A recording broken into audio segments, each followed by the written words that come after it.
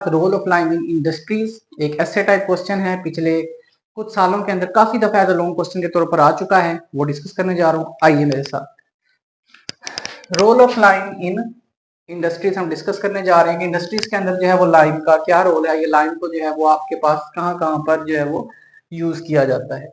अब पहला जो इसका लाइम का यूज है वो एक्सट्रैक्शन एंड रिफाइनिंग के अंदर। एक्सट्रैक्शन का मतलब होता है किसी भी चीज को निकालना, रिफाइनिंग का मतलब होता है किसी भी चीज को प्योरीफाई करना या साफ करना।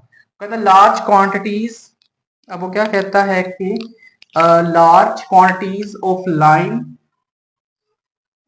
Are used in the extraction and refining of metals. Metals को एक्सट्रैक्ट करने के लिए और उनको साफ करने के लिए लाइम का यूज किया जाता है। दूसरा जो है other industries, lime is used in paper, cement and other industries. ये दो इंडस्ट्रीज हैं जी, पेपर और सीमेंट। मैंने इसका निमोनिक बना दिया पीसी, तो आपने पीसी से याद रखना है कि पेपर और सीमेंट इंडस्ट्री के अंदर जो है वो लाइम का यूज होता है।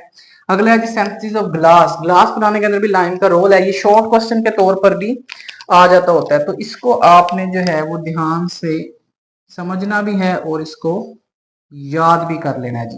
सिंथेसिस ऑफ ग्लास में कैसे यूज होता है जी? Ability of lime to react with sand at high temperature forming calcium silicate plays role in glass manufacturing. अब ये जो कैल्शियम सिलिकेट एक ऐसा कंपाउंड है जिसका ग्लास मैन्युफैक्चरिंग के अंदर इंपॉर्टेंट रोल है, या फिर ये कहीं ग्लास बनाने के अंदर ये कंपाउंड जो है वो यूटिलाइज हो रहा होता है। ये तैयार कैसे होता है? जब आप लेते हैं लाइम, लाइम जो है कैल्शियम ऑक्साइड है आपका, इसको हम यहाँ पर मेंशन भी कर देते हैं कि लाइम का रिएक्शन जब आप करवाते हैं किसके साथ बेटा जी? सैंड के साथ, तो उसके नतीजे में क्या बन जाता है? Calcium silicate, CaSiO3। और कैल्शियम सिलिकेट को मजीद इस्तेमाल करके हम ग्लास को जो है वो प्रिपेयर कर सकते हैं।